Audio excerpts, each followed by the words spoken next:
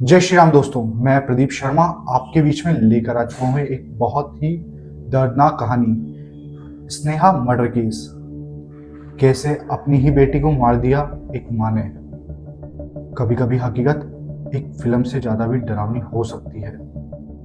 मुंबई की एक शाम, 24 अप्रैल 2012। लेकिन उसी रात कार में बैठे थे 3 लोग, ड्राइवर, माँ और एक लड़की। लड़की का नाम था स्नेहा बोरा, जो कि इस शाम आखिरी बार देखी गई थी इस शहर में। 3 साल तक किसी को पता नहीं चला, जब तक कि एक दिन एक औरत ने एक मर्डर केस को सामने नहीं रख दिया। दुनिया के सबसे दर्दनाक मर्डर केस, जिसमें क्रिमिनल थी उसकी अपनी माँ। अपनी माँ ने अपनी बेटी को मार डाला। अगर आपको क्राइम से भरी हुई स्टोरीज पसंद आती है मेरी, तो आप हमारे चैनल को सब्सक्राइब करें और वीडियो को लाइक करना ना भूलें। और जिसको भी क्राइम स्टोरी सुनना पसंद है उसको शेयर जरूर से करें। तो चलिए शुरू करते हैं हमारी कहानी को। स्नेहा बोरा एक खूबसूरत और बहुत ही ज़्यादा होनहार लड़की है, जो कि मुंबई में कंपनी में काम करती थी।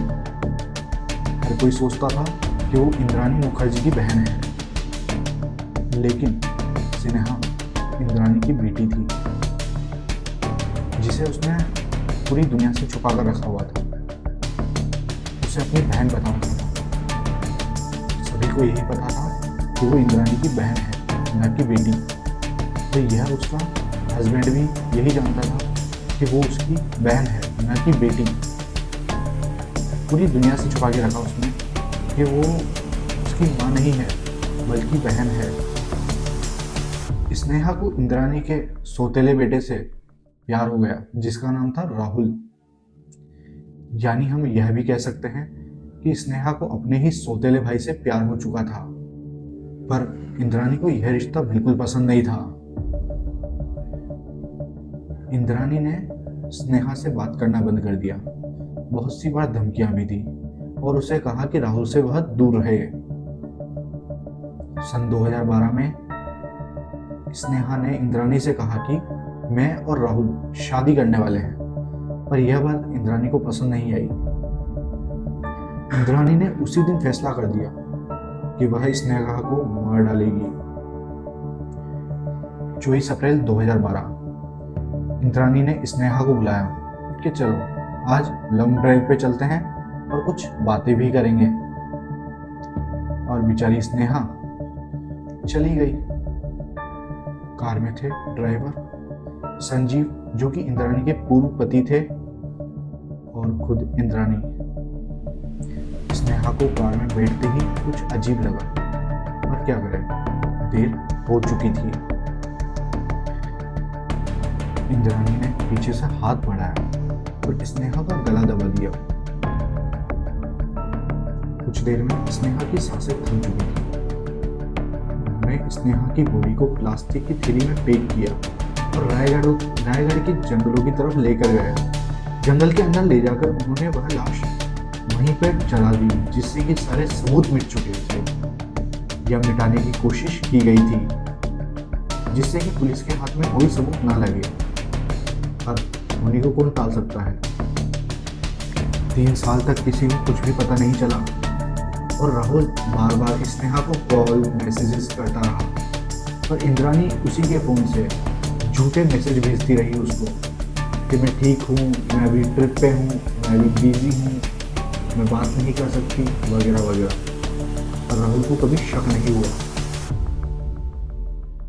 राहुल को धीरे धीरे शक होने लगा, पर उसके पास सबूत थे? बिल्कुल नहीं, उसके पास कोई सबूत नहीं थे। इसीलिए तो वो चुप बैठा रहा। इंद्राणी अपने जीवन में बहुत आगे बढ़ चुकी थी। बहुत अच्छी लाइफस्टाइल, मीडिया में नाम, बहुत कुछ। 2015 में अचानक एक मोड़ आया और ड्राइवर को गिरफ्तार किया गया किसी और केस में। पर उसने उसी समय सब कुछ बता दिया कि उसने स्नेहा को जलाया है रायगढ़ के जंगलों में। उसने यह चीज़ पुलिस के सामने बताई कि वह भी इस खून में शामिल था और इंद्राणी के खिलाफ सारे सबूत दे दिए। ड्राइवर की वजह से इंद्राणी फंस चुकी थी, पर अब भी वह यह कह रही थी कि मैं निर्दोष हूं, पर सबूत और ड्राइवर का बयान उसके खिलाफ था, जो कि दुनिया के सामने आ चुका था। 2015 से लेकर आज तक केस खत्म नहीं हुआ है, चल रहा है।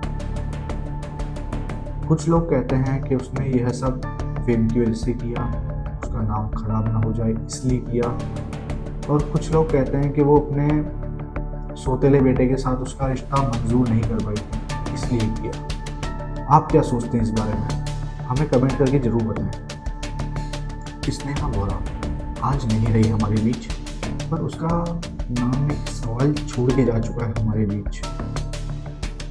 क्या कोई इंसान अपनी इमेज बनाने के लिए क्या अपनी ही औलाद का खून कर सकता है? आप इस सवाल का जरूर जवाब देके देना। धन्यवाद दोस्तों। कैसी लगी हमारी क्राइम स्टोरी? अगर आपको यह वीडियो पसंद आई है तो लाइक करें और कमेंट करना ना भूलें। और आपको जिस भी टॉपिक पे वीडियो चाहिए हमें कमेंट करके जरूर बताएं। बाय बाय और ध्यान रखें अपने परिवार का।